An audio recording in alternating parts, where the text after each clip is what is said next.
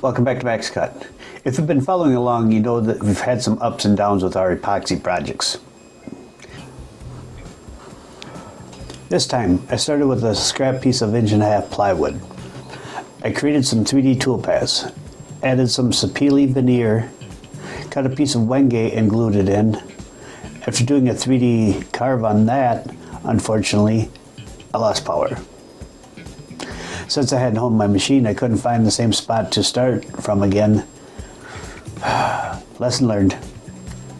Next. Grabbed a 2x10 that I pulled out of the fire pit.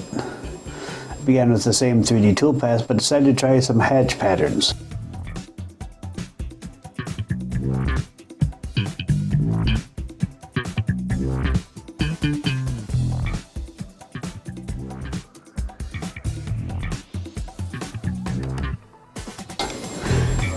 And boy, did I like that look.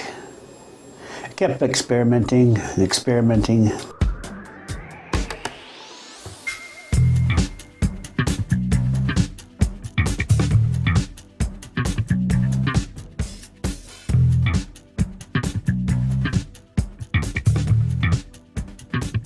Until, oops, I took that too far.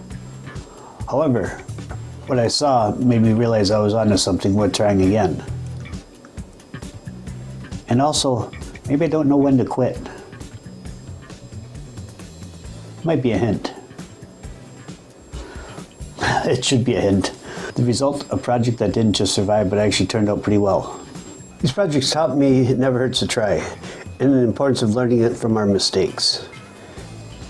And speaking of learning, I'm excited to announce that our next video will feature a special contest where you can win a custom CNC sign. Stay tuned for the details. Thanks for watching this quick update. Don't forget to like, leave a comment, and subscribe so you don't miss an upcoming contest. Till next time, keep experimenting. The only failure is not to try.